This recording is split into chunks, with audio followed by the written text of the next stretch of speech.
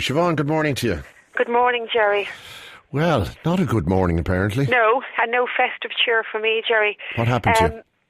About 2 weeks ago, somebody came along with a sharp object, probably a key, and wrote across the bonnet of my car, SUV Scum. SUV Scum. In huge writing, Gerry, you couldn't miss it. And then on Friday night, they came back and wrote along the side of the car the same thing again, from the front passenger right to the back wheel arch. What do you drive? I'm driving a Volvo XC90. That's the Volvo Jeep, isn't it? Yes. Yeah. And I'm looking out the window here, Gerry, at two other SUVs outside on the street with the same thing scratched twice into the bonnet. SUV Scum. Yeah, it's apparently something that started in America and it's moved on to the UK and now it's creeping in here. And I have to say, Gerry, I don't think the Green Party are going to do me any favours. I mean, I have to drive that car. I have 4 children. I can't double belt. It's illegal. It's dangerous. Yeah. So I need the car. Well, no, I know exactly what you're talking about. You know, and also the irony here is that modern SUVs and the large Jeeps and the large 7-seaters that have been made by the big companies like the Volvos and the BMWs and Volkswagen and these people, these are cutting edge. This is cutting edge technology, and they're green and they're very efficient, and you get good mileage out of them, and the emission levels are superb. It's absolute tripe to suggest that these cars are, worse off than half the bangers that drive around Ireland. It's an attitude to lifestyle, Gerry. No, do you know what it is? It's the same old bullshit. That's that we have to listen to about he shouldn't have this amount, she shouldn't have that. It's a total attitude to lifestyle, and I am sick and tired of all this attack on SUVs and hiding behind this environmental, this cloak, pretending, it's tripe. it's for the environment and it's we're going to tripe, put an but it's extra complete tripe. How old is your car? It's a year old, Okay, Gerry. now I know that Volvo. That Volvo's a superb piece of engineering. Yeah. It's not a cheap car, I admit that. However, that Volvo has an excellent engine in it that has highly controlled technology to reduce emissions down to not just an acceptable level, but below internationally recognised. Exactly. This is the whole point about it. It also gives good mileage in terms. It's a diesel, I presume, is it? It is a diesel. That's the other thing about it.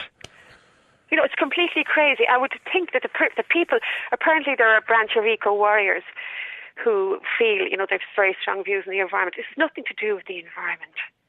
But how do you know they're a branch of eco-warriors? They're just knacks. I don't, Gerry, I think somebody who's going to break into my car to take my handbag, I left the bag on the seat, serves me right. Yes. This is absolutely no point to it.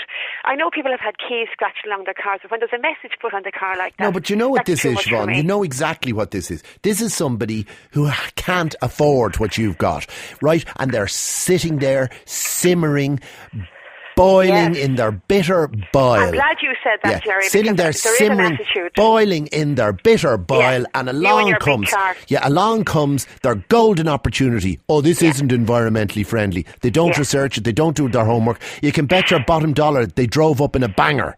Right? But Gerry, it's like these crowds belching exhaust fumes. All these places complaining and protesting, and they don't even know why they're there. Bastards. Yeah, I'm so sick. Yeah, no, and I was and actually afraid to come on and say it in case they come back and set fire to my car. They're bastards, and people should speak out about this. Yeah, I'm not going to take this. I'm not going to look out my window and see my car. Who's the biggest name? The biggest name in the fight against global warming. The biggest name in terms of raising the profile of the debate in relation to climate change. He's a wealthy man. He was the Vice President of the United States of America. His name is Al Gore. Yeah. Get a grip. You don't have to be poor wearing dreadlocks and tweed to be credible. Let's face it, I can afford the car. I enjoy driving it. And to be honest with you, Gerry, if I didn't have kids, I probably still would want to drive And can I just say another thing?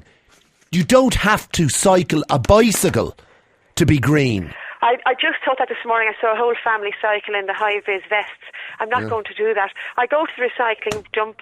I use the low-energy bulbs. I do my bit, but I'm going to drive that car, and I'm not putting anything out there into the environment. I'm not doing anything No, that wrong. car is a superb piece of engineering. That's why I'm confident about this. And it's a practical solution to your situation regarding the number of children you have, a legal and a safe one. And you know what? She's able to do it because she can afford to. And that's just tough on everybody else. Yeah, sorry. Well, Colin, good morning to you. Morning, Gerry. How are you? Very good. Welcome. Nice to have you on board. Thank you very much. Same thing happened to you about 3 weeks ago. Yeah, I was just listening to you there to that other lady. Now, I drive a 2-litre Mitsubishi Grandis, which is a people carrier. Mm-hmm. Now, it's adapted from my mother. My mother uses oxygen, and she can't walk very far, so we have the seat adapted so she can get out of her wheelchair, get into the car. And my wife uses it for, we have a baby, and we've a couple of other kids as well. Mm-hmm. So it's practical for us. I have a van from work, so I don't drive a car myself, in the evenings. But she parked in Swords. I'm not sure whether it happened outside our home, whether it happened in Swords. But it just had scrawl on it, drive a smaller car. And then I had this little GP on the side of it as well. Now, this is all on the passenger side of the car. And what do you believe the GP stands for? For my meaning, the way it was put, and with everything coming on about the VRT on cars and everything else, I just said GP, Greenpeace. That's the way I took it, and it absolutely boiled my blood now, I have to say. It boiled my blood because I work hard for my few quid that I earn. She drives a nice car. It's practical for us. It's adapted for my mum. It suits all our purposes. And for some, I won't swear on the radio, but for some idiot to come along and do something like that, and it just seemed to me at random. And I said maybe it's a nice way. By hearing that lady there. And to tell me this now, Colin, after that happened, did you immediately feel like, rushing down to the hardware and buying long life bulbs and maybe considering, insulating your house so you can save energy? Getting a compost heap out the backyard. Yeah, did you immediately think of, climate change and maybe what you can do in terms of reducing your contribution to that? No, you didn't. It wasn't the first thing. It made you angry as hell, didn't it? Absolutely. The first thing that came into my head was I just saw red, and the anger and violence. You didn't see green, you saw red. Red, absolutely red. And it was just lucky enough now that we had the excess on our insurance policy that we could get the car painted and get it put right again. Now, if that happens again, it's going to cost me. This is like, do you recall, I remember at one stage, and I have to say one of my heroes was responsible for no small role in this campaign, the anti-fur and anti-vivisection people. Now, most of those involved in the anti-vivisection campaign were reasonably measured, but the anti-fur brigade just went completely crackers, burned down the shops, right?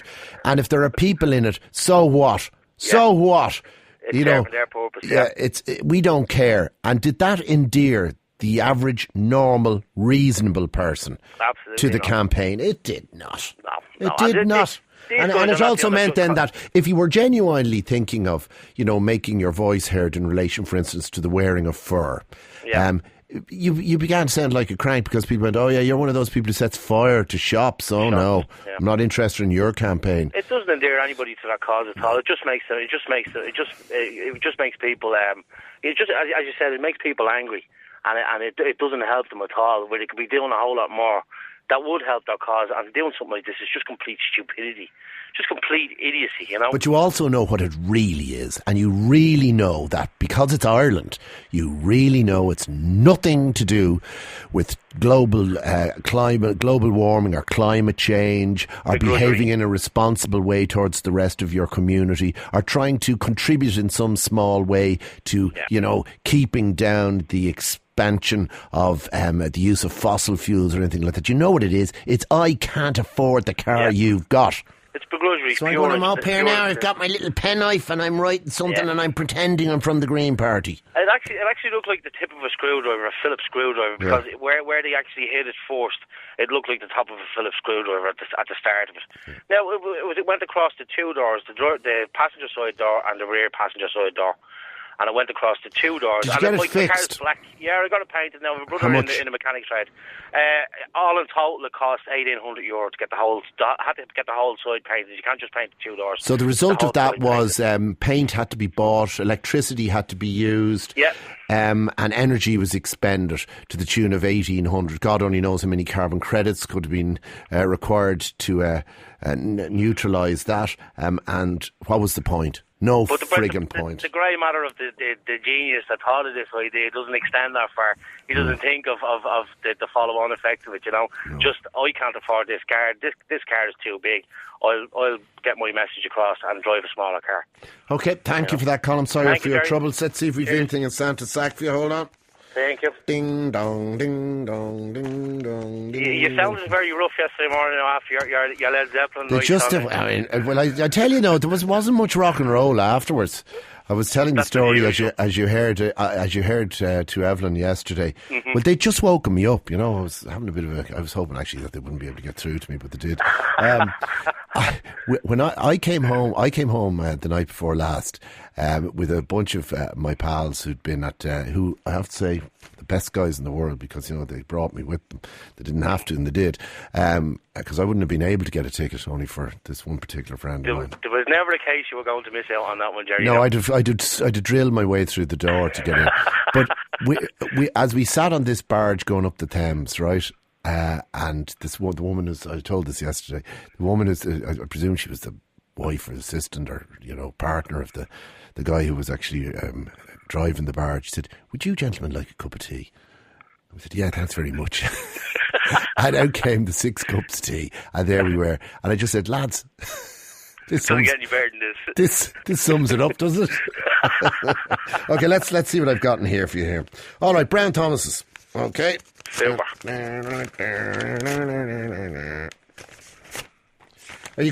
you live in Dublin?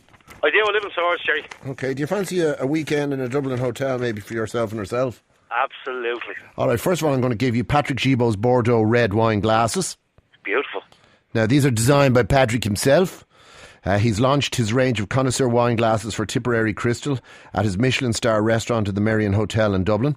Each unique piece is finely crafted, made of crystal, and has Gibault's personal design and input. Worth a fair few bob now, but I don't want you selling them, right? No, absolutely not. I want them up on the dresser, and every time you look at them, you'll think of me. Now, I'm also going to offer you a weekend in the Berkeley Court Hotel, dinners and a nice room for yourself and herself at some time after the Christmas or before the Christmas, if you like. Okay? Gerry, you're too good. Do you like that? That's beautiful. That's brilliant. Yep. Thanks very much. Yep. Maybe Christmas now. There you go. Okay. Brilliant. Berkeley, of course, open for business, and indeed all the D4 hotels are there. Good rates, good prices. They haven't taken out the lights, by the way, just in case anybody's. I have a sack of things to give away between now and Christmas.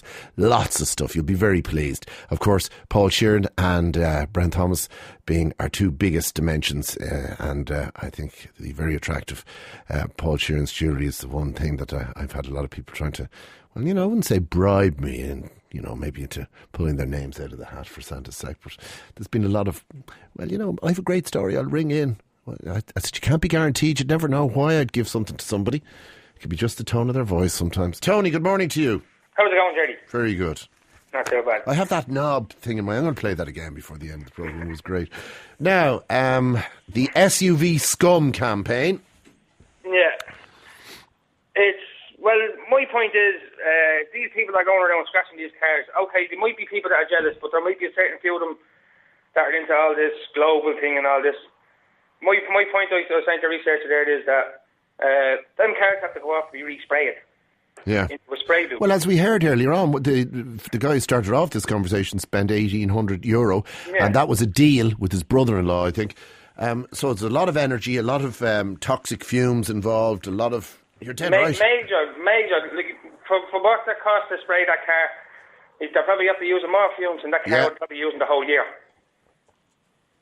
It's also the disservice that's done to the camp. I am such a slow learner when it comes to recycling, when it comes to believing Al Gore's message in relation to climate warming. And recently I sat down and watched a couple of documentaries. Not Al Gore's one, by the way, right? Yeah. But I watched a couple of documentaries and I just sat there going, oh, Jesus, it is true. It is true. The friggin' place is heating up. The ice caps are melting. Sea levels are going to increase. The reverse tsunami thing is true. We're going to have a situation where we're going to have flooding on both sides of the continental divide. And that's going to result not only in horrific degradation of the lives of people, millions of them, but it's going to result in the wiping out of whole communities. Okay, so this is true. And why is it happening? It's because we have been interfering with basically the temperature of the planet. Now, I watched 2 or 3 very rational, very reasoned, very credible documentaries. And this took about a week, and I've changed my attitude. I now believe that we should all contribute. The guy scratching SUV scum on your car doesn't help. He's making it worse. He doesn't help.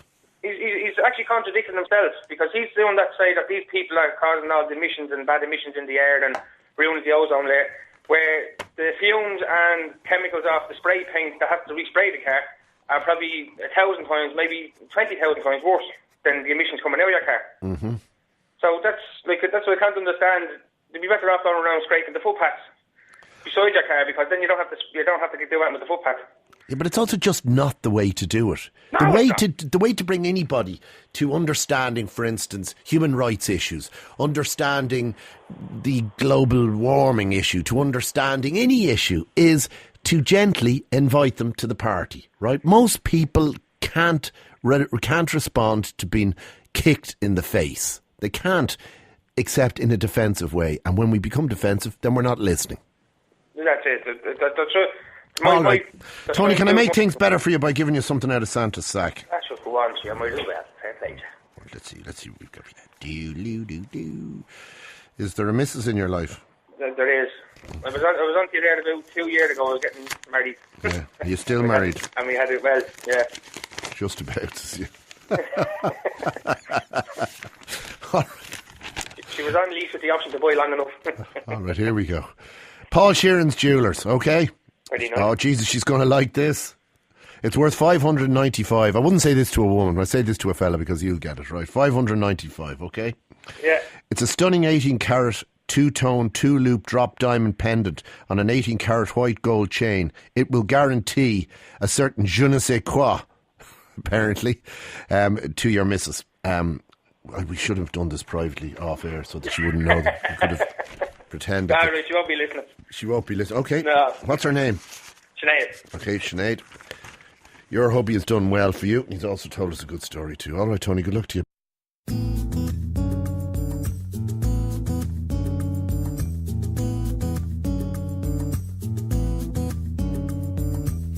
Don't say one thing one day, then something else the next day. I'm trying to keep up with you. It's hard enough when you speak clearly, but when you're confused, it's like a good stream running through these rooms. And I'm reading more into your words than you have put into them. And that's my problem, that you tied these knots, now you undo them. You undo them. Oh, think before you speak, my darling. 'Cause with your troubled mind, you're like a good stream running through my life.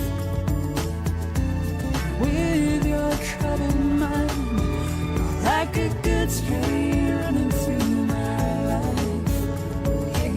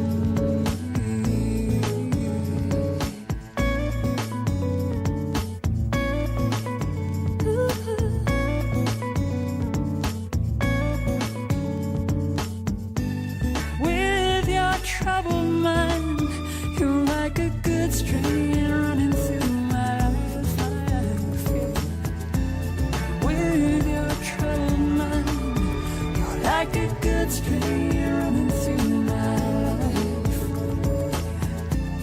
With your troubled mind, you know I love you, love you, love you, love you. With your troubled mind, you know I love you, love you, love you, love you. With your troubled mind, you're like a good stream running through my life, my life. With your troubled mind, you know I love you, love you, love you, love you, hey, yeah.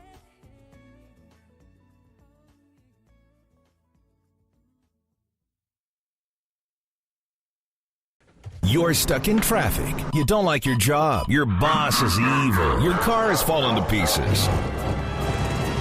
It cost more to fill it with petrol than it did to buy. People always think you're 10 years older than you are, because you are. Nothing you own is actually paid for. Your house payment is 3 months overdue, and so is your girlfriend. Nothing is as important as The Will Leahy Show, Monday to Friday, 5 to 7 p.m. on 2FM. Everything else can wait. 2FM. We've Barbara O'Malley in the studio this morning, Barbara OMalley, but there is a difference. And Barbara's a veterinarian. We're talking about exotic pets. Now, of course, Barbara, there's plenty of calls coming in. We'll come to your calls now in a second. We have people now buying spiders and all sorts of insects as well. It's stick insects, I've seen them. These are rather more complicated pets, really, than I think are realised. Their longevity is extremely indeterminate as well.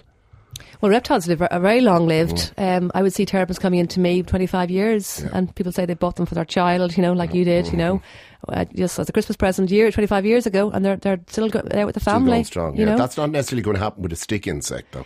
Oh, no, insects don't live long, no. I've no idea how long a stick insect lives. I've no idea. I mean, I have to say, the likelihood of you being able to get the vet to do anything with your stick insect or your spider is fairly limited. I have to confess, I don't see insects brought to me, really. The odds tarantula spider, but most times with spiders and things, it is just the wrong environment. People are keeping them in too dry an environment. The humidity isn't right.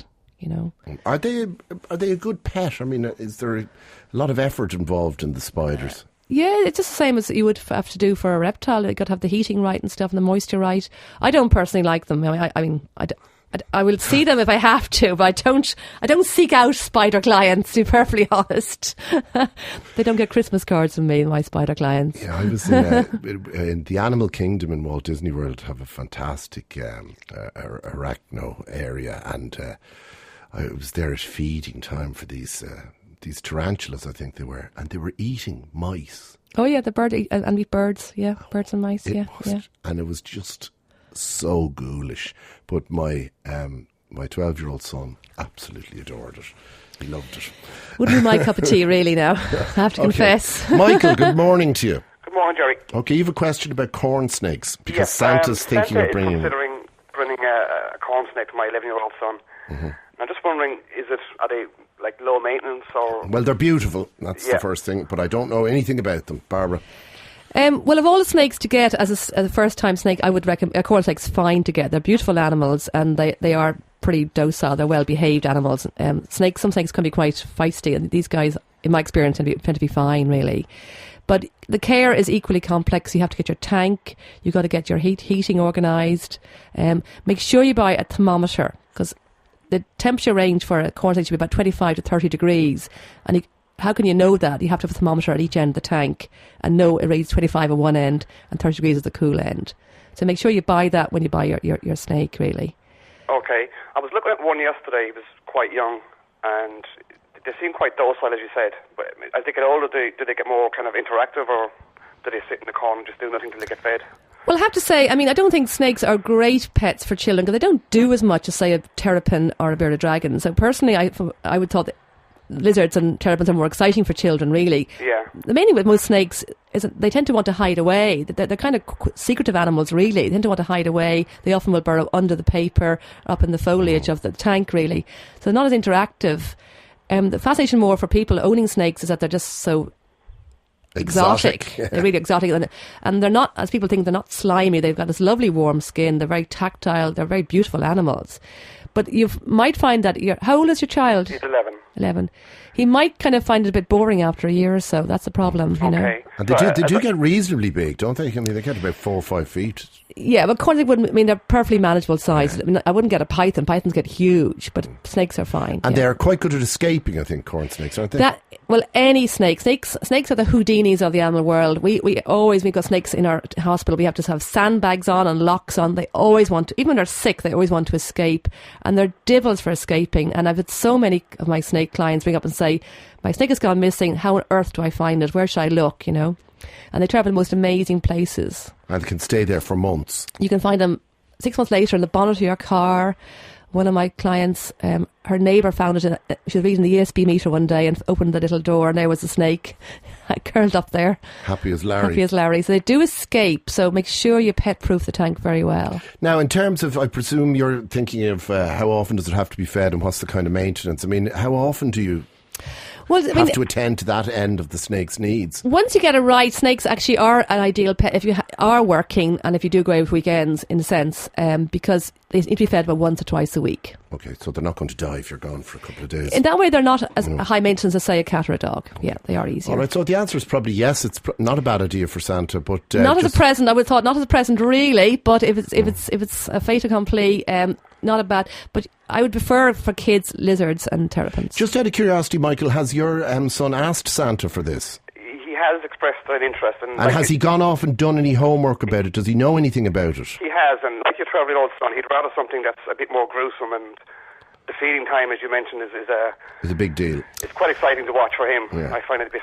The problem is that you're going to have to go and buy your prey, your frozen mice once a week. And yes, and your wife's going to be opening the fridge and seeing them in there. In with the pizzas. Yeah. And the problem is it can be hard. Often you've got to make sure you got a good supplier. If your local pet shop hasn't got any, what are you going to do? You've got to think of these things in advance as well, you know. We have quite a good pet shop close by. So okay, right. Supply is important. All right, well, the best of luck and enjoy, okay? Gerry, my wife just passed me a note there. Are there any reptiles in Santa's sack? Oh, we'll have a look. Hold on a second. She's a bit cheeky that way. Okay, I've got something out of Santa's sack from John Rocha in Paul Sharons. No reptiles in Santa's sack, I'm aware of. Let's see. Oh, yeah, this is nice. John Rocha medium flat signature cross snake. Oh, it's a cross snake, but it's a piece of jewellery. Oh, it's jewellery. Designed by John Rocha, okay? That's lovely, Gerry. That's very good. Happy Christmas to all. Okay, you did well there. Now, I noted you saying, and quite forcibly, don't get the python, don't get the big snake. Well, I mean, you know, at least corn snakes are a very kind of finite size, I suppose about 3 feet. They're not big snakes, no. So the standard tank is actually okay. But, you know, pythons will grow. Pythons will grow to quite a certain size, really, you know. And when you're talking about something like a python, you are talking about, you know, something that could do damage to you. Well, pythons and boas, I mean, they could potentially, I mean, they live by constricting their prey. So I suppose if you were in a room with a very hungry python or boa, there's a chance they could, you know, wrap around their neck and try and suffocate you. Now, it's very unlikely in a well-fed python or boa, and personally I find them very good patients. They're very well-behaved, very docile. And do they know their owners, for instance? Do they become habituated? I don't think they're as responsive to people as, say, lizards or terrapins would be, really, you know. I mean, I'm absolutely convinced the turtles know. The first thing I did this morning was was feed those big, yeah. But they were up looking at me going, oh, here's your man, he's got the food. And I don't think I'm imagining that. Yeah, well, they're probably, it's more, they would see you better than they would hear you. They can hear, but the scene is much better, really, you know. But yeah, they're much more responsive. And do they... That just sounds very naive. Do they like me, or is it because I'm the person who gives them the food first thing in the morning? Sure, I've upset you terribly now, but I have to say, I think it's food. Food, yeah. Okay, yeah. Okay, Edith, good morning to you. Good morning, Gerry. How are you? Good morning, I'm Barbara. very well. Welcome. Good morning there.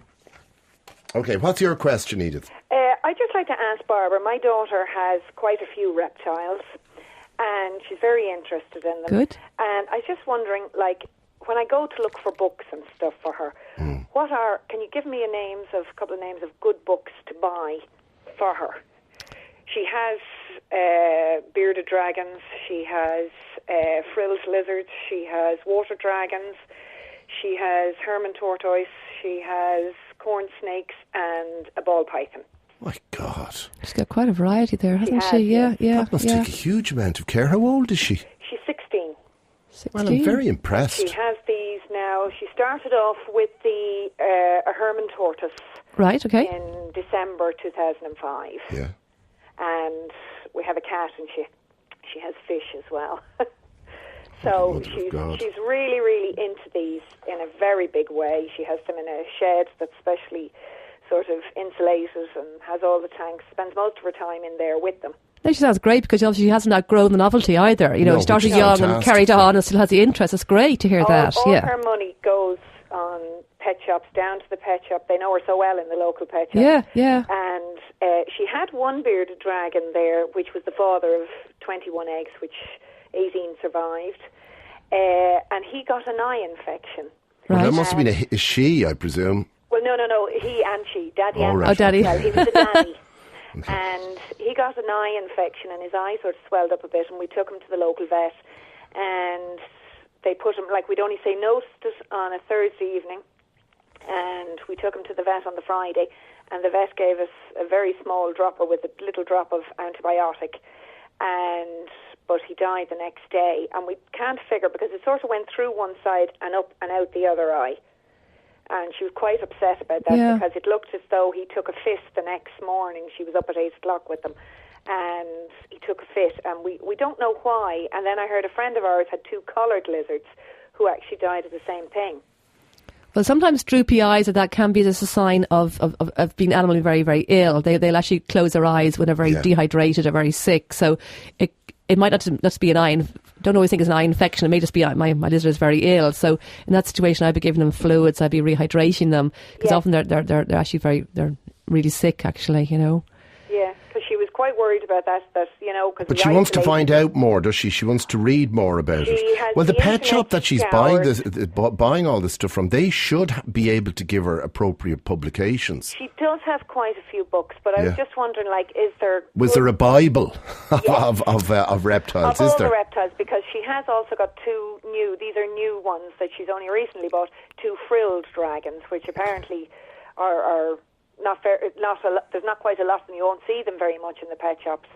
And these are her 2 new babies. Well, is there a Grey's Anatomy of reptiles? No. I mean, I've written one, but it's more for vets. It's more on for vets to look at, the anatomy and physiology of how they work. And what's that called?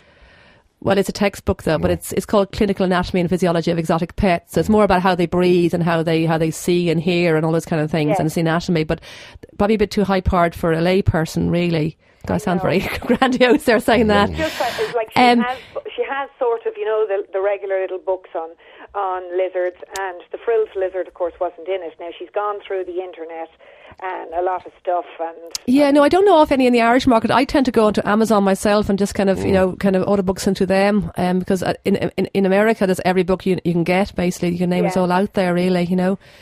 There's that's nothing probably the best thing to do. That's what I would do. Amazon, Amazon. That's where I would get my books Certainly from. My eldest fella's bought quite a lot on the various different things that he's had over the last year from Amazon, and I have to say it's great to see them doing that, and it's great to see them. I would definitely recommend it. Studying it. Yeah. She sounds great. She's doing all her homework properly. Well done. Oh, she has. Great reptile owner. The one I just like to see really properly. All right. Thank you, Edith, and best of luck with her. Gerry, do you have anything in your sack for her? For her. Well, seeing as you're not asking for yourself, I suppose. No. I'm asking and she's for a good my pet owner, so she deserves the present. present. She's 16, so I'm not going to give her pleasure state lingerie from. Well, maybe I don't know. Maybe no. I think she's more with her animals.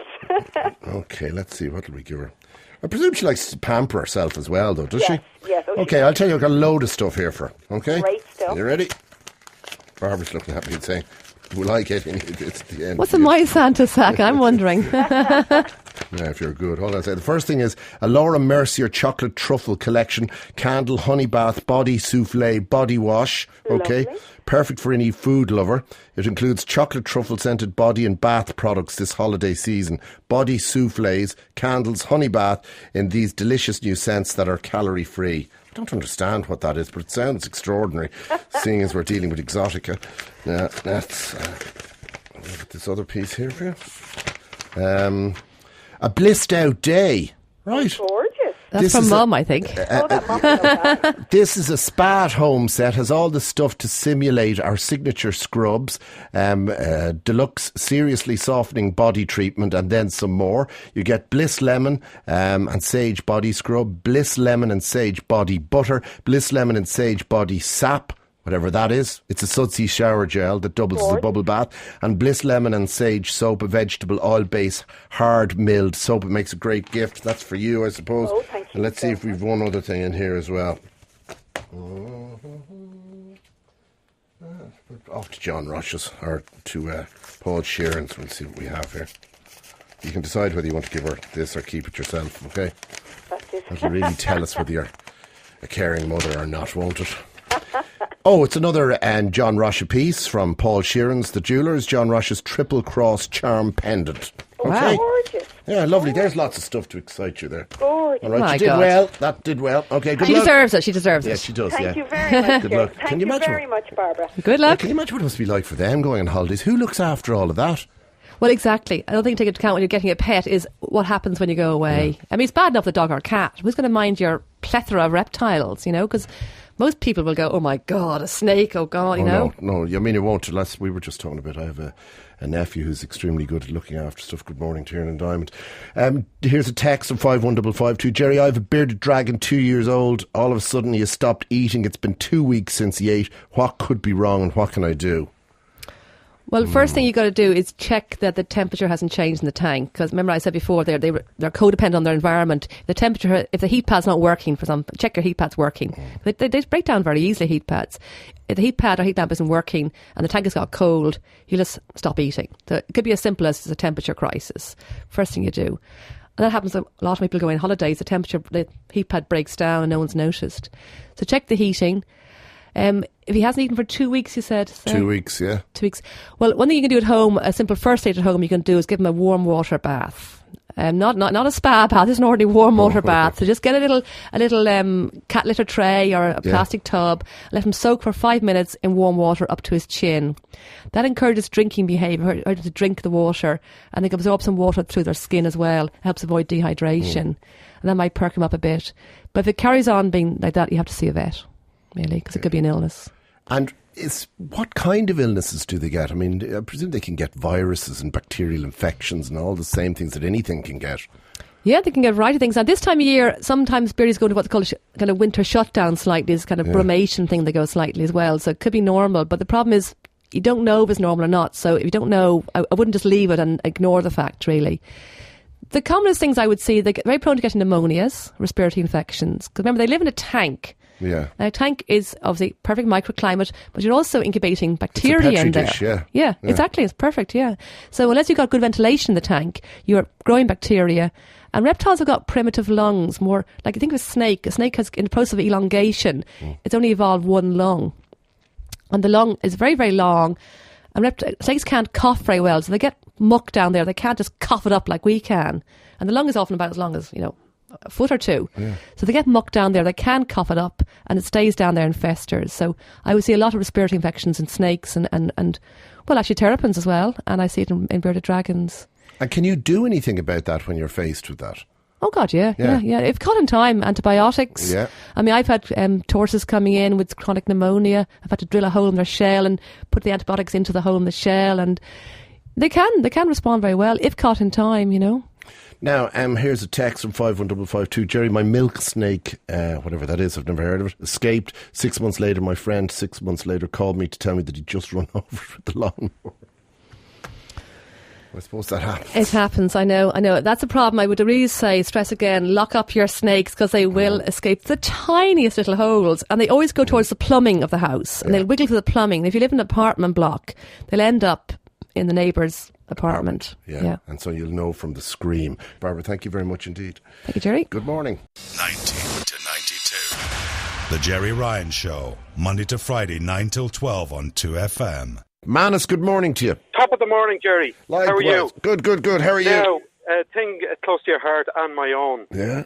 Indian curry.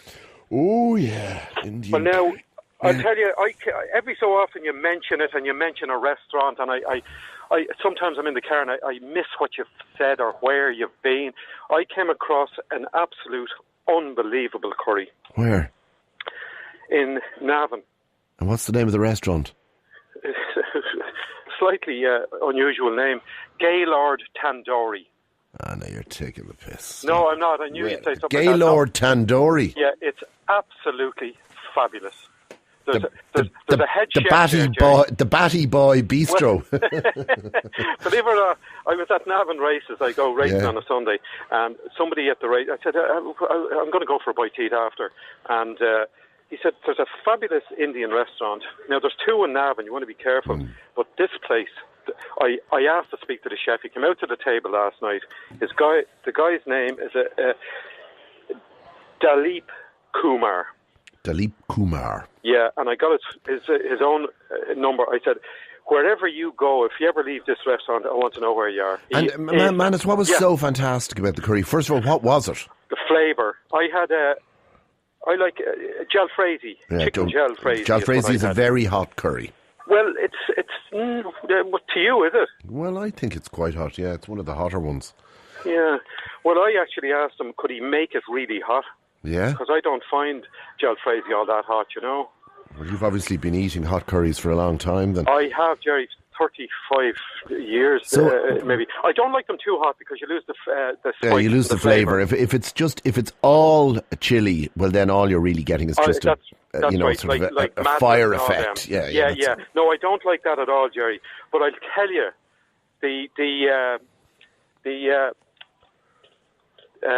what was I going to say? No, the flavours. Go on, can you describe them? Oh, Gerry, I'll tell you. I'm donkey's years eating Indian curry. The flavour. Were you ever in a place called or what's it called? The place in London in Regent Street. I mentioned to your research. It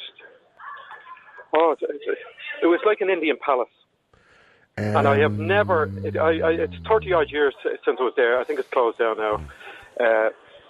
And this is the nicest curry I've had in at least 30 years. Well, I'm telling you something now. After this build-up, it better be the nicest curry in the world. I feel like just getting into the car after the programme. Oh, no, sure, I haven't got my car. It's at home. Right. But getting into somebody's car and going directly to Navan. Do you realise that you have given these guys the most sensational boost that they could ever get? Well, I don't. I just wanted to tell you because you're into Indian curry. I'm into Indian curry. I haven't had a curry like this. I go around Dublin, right? I've tried most of them. And I'm generally, Gerry, to be honest, I'm generally disappointed because and do you make curries, by the way? I used to. I don't anymore because, well, I tell you, my wife makes a very good curry, right? Does she? Yeah, genuinely makes a very good curry. Right.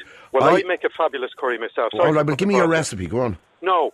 Why? There's too many spices go into it. Should we be here all day? And I ferment it. I do it slowly, one spice at a time, and wait till that goes through it, and so on and so on and so on and so on. So how long would it take you to make your curry? I'd say 3 hours. My God. Yeah, but I'll tell you, when we've people in for dinner and they have my curry, they're 6 months asking, when are you making another? I make, at the most, Gerry, I make 2 a year, because you'd ruin it if you do it any... Your curry is so spectacular that it would be dangerous to make it more than twice. Gerry, I'm not. Honest to God, my wife and my son, of course, they say that there's no Indian restaurant I've ever been to equal my curry. Well, I suppose my two favourites are, if I was going into town, it would be the Jaipur. That would be my favourite. Yeah, and certainly it's pretty difficult to beat. My local Indian restaurant, which is Kinara, there on the Clontarf Road. Is that the one at the shops there? Yes, it's the one further out. That's right. It's the one further out. No, you're thinking of. I think that's a Bangladeshi restaurant. That's near the shops. Yeah, but the one I'm talking about is down. It's down near the golf club, right down that direction. I've tried it. It is. I think it's superb. I think. Well, as the man says, I won't knock it. Like there was a fella on Joe Duffy yesterday, mother of the vine. What? Talk about knocking an Italian restaurant. I was listening. But anyway, do you know something? It's interesting you bring that up, Manus. I was listening to Joe yesterday, and it was a Sunday Tribune critic, I think, wasn't it, who had been to Marco's. That was the guy's name. It was an Italian restaurant out in Bray. And I felt so sorry for the restaurateur. He was saying, it's not a Michelin-star restaurant, give me a break. People like it, enjoy it. And this guy was just unrelenting in his criticism. Wasn't he? And he wasn't fair. Well, I mean, I don't know whether he was fair or not, but I just know that the tone of voice that he had and the way that he was delivering his criticism, I'll tell you what, it just sounded like, it sounded like that this guy hadn't had a smile in years. That's what it sounded like to me, didn't it? Yeah, that's exactly him. Yeah, you couldn't have said it better. He might be completely right. He might be the smartest critic in the world. He was also pompous, saying that he represented, mankind. The rest of us, the rest of us. I don't want to be represented by him, whoever you are, sir. You know? Yeah. And I felt so sorry for the Italian fella. But so did I, and he sounds a nice guy. And you know what? If I had the number of the show, which I didn't in the car I was driving, I would have rang in and said, my God, I can't wait to go to that restaurant. Yeah. I would have rang in and just said it on air. That's what we should all do. We should all try and go out there and support your man, because he he was absolutely slaughtered by the fella. He was, and I'll tell you, Gerry, I will go out there. I don't know when. Now, the guy might have been right. I've never been there, so he might be. It was just the tone. I was just going, would you give it a break, Buster, Now you have it. He was late for a start. Yeah. He should have, and then asking for give me another minute, and the poor guy serving, or the girl serving. Anyway, getting back to the curries. The Leap Kumar is the head chef there, and I'll tell you, I said to him personally, wherever you go, would you mind giving me your phone number? He gave me his mobile, so if he ever leaves there, I'm going to find him. All right, Manus. That's the Gaylord Tandoori in Navan. Now, by the way, I think it's time for me to dip into Santa's sack. See what I've got for you. Oh. And the man who slits the turkey's throat to Christmas. This never occurred. Excuse me. A little bit of wind from last night. Now, Newgate clock. That's what you've got yourself. Whether you're looking for a clock to update your home or a fabulous gift, Newgate has them all. These striking clocks will make an impact wherever they hang, whether in a traditional or contemporary setting. Set in decorative casing, surrounded by glass, these clocks have aged dials and ornamental hands. Their catalogues of clocks range from the retro to the contemporary, vintage to the traditional. There's a clock for all tastes, and that's what you've got from Santa's. Gerry, thank you very much. That's fantastic. You're very kind. I didn't expect anything from your sack there. There's other people out there that I'd say a lot more deserving, but you're very good. My pleasure. Thank you so much. And Gerry, on the last thing, will you ever drop in and buy something for your car into the OMalley Car Accessories where I am? The OMalley Car Accessories? Yeah, would you drop in and buy something? Buy a set of mats or seat covers or a steering wheel cover or something? A steering wheel cover? Yeah, fabulous steering wheel covers in here.